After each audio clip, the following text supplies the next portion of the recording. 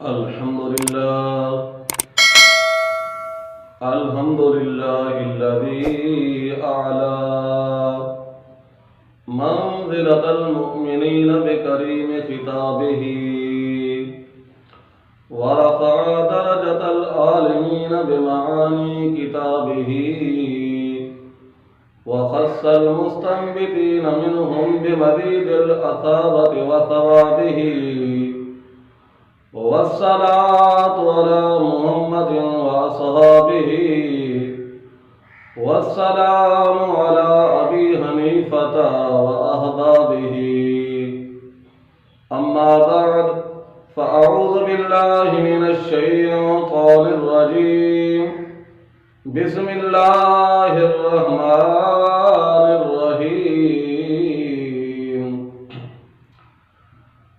وأقيموا الصلاة وآتوا الزكاة واركعوا مع الراكعين آمنت بالله صدق الله العظيم إن الله وملائكته يصلون على النبي يا أيها الذين آمنوا صلوا عليه وسلموا تسليما الصلاة والسلام عليك يا سيدي يا رسول الله الصلاة والسلام عليك يا سيدي يا رحمة للعالمين۔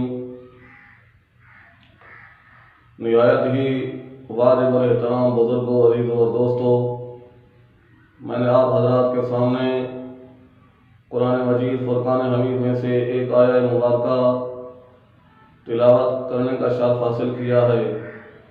دعا فرمائیں اللہ رب العزت ہم سب کا آنا اپنی بارگاہ میں قبول و منظور فرمائے۔ آج میں آپ حضرات کے سامنے نماز کے متعلق کچھ عرض کروں گا۔ نماز کی اہمیت کتنی ہے، نماز کا کتنا مقام ہے، خالق کائنات اللہ پاک نے ہم پر نماز فرض کیا ہے۔ خالق کائنات اللہ پاک نے اپنے پاک کلام کے اندر ارشاد فرمایا وَأَقِیمُوا الصَّلَاةَ وَآتُوا الزَّکَاةَ، نماز قائم کرو اور زکوٰۃ ادا کرو، رکوع کرنے والوں کے ساتھ رکوع کرو۔ عزیزان گرامی صرف نماز کے متعلق کچھ عرض کریں گے۔ اللہ پاک نے ارشاد فرمایا اقیموا الصلاۃ، نماز کو قائم کرو۔ اگر غور و فکر کیا جائے تو یہ الفاظ ہمیں یہ درس دے رہے ہیں، سبق دے رہے ہیں کہ یہاں نماز قائم سے مراد یعنی با جماعت نماز ہے، کہ جب نماز کو جب بھی ادا کرو جماعت کے ساتھ ادا کیا کریں۔ نماز کو جماعت کے ساتھ ادا کرنے کی بڑی فضیلت ہے۔ آج میں آپ حضرات کے سامنے ایک ایسی حدیث پاک بیان کروں گا، شاید اللہ ماشاء اللہ کچھ لوگوں نے سنا ہو۔ حدیث پاک کے اندر آتا ہے آقا علیہ الصلوۃ والسلام نے ارشاد فرمایا من قرأ صلاۃ الفجر مع الجماعۃ فکأنما حج مع آدم علیہ السلام 20 حجۃ۔ پیارے آقا مدینے والے سرکار نے ارشاد فرمایا جو شخص نماز فجر بجماعت ادا کرے گا اللہ رب العزت اس کو 20 مقبول حج کا ثواب عنایت فرمائے گا، اور وہ 20 مقبول حج بھی آدم علیہ السلام کے ساتھ مل کر اس نے کیے ہوں گے۔ نماز ظہر کے متعلق آقا علیہ الصلوۃ والسلام نے ارشاد فرمایا من قرأ صلاۃ الظہر مع الجماعۃ فکأنما حج مع ابراہیم علیہ السلام 40 حجۃ۔ پیارے آقا مدینے والے سرکار نے ارشاد فرمایا جو خوش نصیب امتی میرا نماز ظہر بجماعت ادا کرے گا اللہ رب العزت اس کو 40 مقبول حج کا ثواب عنایت فرمائے گا، اور وہ 40 مقبول حج گویا کہ حضرت ابراہیم علیہ السلام کے ساتھ اس نے مل کر کیے ہوں گے۔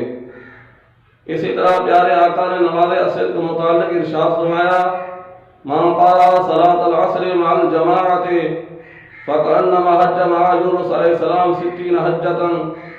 پیارے آقا نے ارشاد فرمایا جو خوش نصیب میرا امتی نماز عصر بجماعت ادا فرمائے گا جماعت کے ساتھ اللہ تبارک و تعالیٰ اسے 60 مقبول حج کا ثواب عطا فرمائے گا۔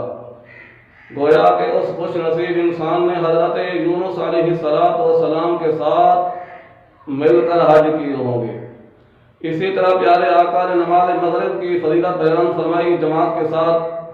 آقا علیہ الصلوۃ والسلام نے ارشاد فرمایا من قرأ صلاۃ المغرب مع الجماعۃ فکأنما حج مع عیسیٰ علیہ السلام 80 حجۃ۔ پیارے آقا نے فرمایا جس نے نماز مغرب جماعت ادا کی اللہ تعالیٰ اسے 80 حج کا ثواب عطا فرمائے گا، اور وہ 80 حج حضرت عیسیٰ علیہ السلام کے ساتھ اس نے کیے ہوں گے۔ اسی طرح پیارے آقا نے نماز عشاء کے متعلق ارشاد فرمایا من قرأ صلاة العشاء مع الجماعة فكأنما حج مع محمد المصطفیٰ صلی اللہ علیہ وسلم 100 حجہ۔ پیارے آقا نے ارشاد فرمایا جس خوش نصیب نے نماز عشاء و جماعت ادا کی اللہ تعالیٰ اسے 100 حج کا ثواب عطا فرمائے گا، اور وہ 100 حج گویا کہ اس نے پیارے آقا کے ساتھ رل کے مل کے کیے ہوں گے۔ تو دوستو اندازہ لگائیں، غور و فکر کریں نماز کو با جماعت ادا کرنے کی کتنی فضیلت ہے۔ صبح کی نماز ادا کریں تو 20 حج کا ثواب ہے، اگر ظہر کی نماز جماعت کے ساتھ ادا کریں تو سرکار نے فرمایا 40 حج کا ثواب، اگر نماز عصر کو با جماعت ادا کریں تو پیارے آقا نے ارشاد فرمایا 60 حج کا ثواب۔ اسی طرح پیارے آقا نے فرمایا اگر نماز مغرب با جماعت ادا کریں تو اللہ تعالیٰ 80 حج کا ثواب عطا فرمائے گا۔ اگر کسی خوش نصیب نے نماز عشاء بھی با جماعت ادا کی تو اللہ تعالیٰ اسے 100 حج کا ثواب عنایت فرمائے گا۔ تو توجہ فرمائیں، اگر ان تمام حجوں کو مکمل شمار کریں تو تقریباً 300 حج روزانہ بنتے ہیں۔ الحمدللہ اگر کوئی خوش نصیب روزانہ 5 وقت با جماعت ادا کرے گا اللہ تعالیٰ نماز کے ساتھ ساتھ اسے 300 مقبول حج کا روزانہ ثواب عطا فرمائے گا۔ اللہ تعالیٰ ہمیں اس حدیث پاک پر عمل کی توفیق نصیب فرمائے۔ وآخر دعوانا الحمدللہ رب العالمین۔